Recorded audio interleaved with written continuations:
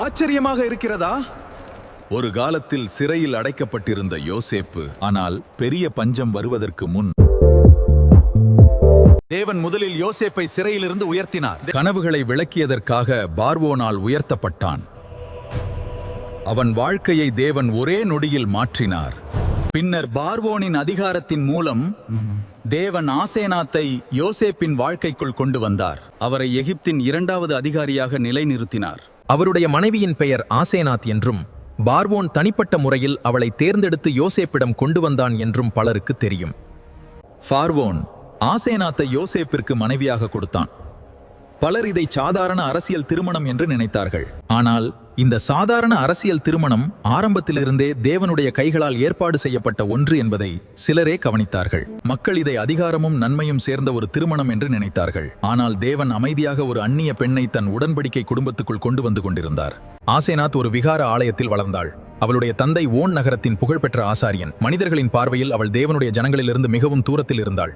ஆனால் தேவன் அமைதியாக செயல்பட்டு கொண்டிருந்தார். ஒரு வெளிநாட்டு பெண்ணை தன் உடன்படிக்கை குடும்பத்துக்குள் அழைத்துக் கொண்டிருந்தார். உண்மையான தேவனை பின்பற்ற ஆசேனாத் தன்னுடைய பழைய வாழ்க்கையை விட்டு திரும்ப வேண்டும் இருந்தது. சிறுவயதிலிருந்து அறிந்த விகாரங்களையும் அவள் பின்னால் விட்டு சென்றாள். இந்த எதிர்பாராத திருமணத்தில் மனாசேவும் எப்ராயிமும் பிறந்தார்கள். இந்த இரு மகன்கள் இறுதியில் இது இஸ்ரவேலின் 12 கோத்திரங்களின் பட்டியலையே மாற்றியது. எகிப்திய இரத்தம் கொண்ட இந்த 2 மகன்களும் பின்னர் இஸ்ரவேலின் 12 கோத்திரங்களில் எண்ணப்பட்டார்கள். ஆசேனாத்தின் கதையின் மூலம் தேவன் ஒரு உண்மையை முன்கூட்டியே தெளிவாக எழுதுகிறார். அவருடைய மீட்பு ஒருபோதும் இனம், கலாசாரம் அல்லது பின்னணியால் கட்டுப்படுத்தப்படவில்லை. அவருடைய திட்டம் எல்லா ஜாதிகளுக்கும் எல்லா மக்களுக்கும் இடம் கொடுத்திருக்கிறது. மற்றவர்கள் பார்வையில் தேவனால் பயன்படுத்தப்பட முடியாதவர்களாக தோன்றினாலும் கூட உங்கள் பின்னணி குழப்பமாகவோ எளிமையாகவோ இருக்கலாம்.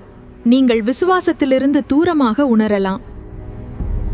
உங்கள் இதயத்தை அவருக்காக திறக்க நீங்கள் தயாராக இருந்தால் தேவன் இன்னும் உங்கள் பெயரை தமது கிருபையின் திட்டத்தில் எழுத முடியும். தேவன் உங்கள் வாழ்க்கையையும் பயன்படுத்த முடியும் என்று நீங்கள் நம்பினால் கமெண்டில் எழுதுங்கள், ஆண்டவரே, என் வாழ்க்கையை பயன்படுத்தும். மேலும் அதிகமான மக்கள் இதை அறிய இந்த வீடியோவை பகிருங்கள். இயேசுவாய் சொல்லி சேனலை சப்ஸ்கிரைப் செய்ய மறக்காதீர்கள். ஏனெனில் தேவனுடைய ராஜ்யத்தில் வெளிநாட்டவர்கள் என்று யாரும் இல்ல. இந்த வீடியோ உங்களுக்கு ஆசீர்வாதமாக இருந்தால் லைக் செய்யுங்கள், ஷேர் செய்யுங்கள், இயேசுவை சொல்லி சேனலை சப்ஸ்கிரைப் செய்யுங்கள். பிடித்திருந்தால் ஆமென் என்று காமெண்ட் செய்யுங்கள். God bless you.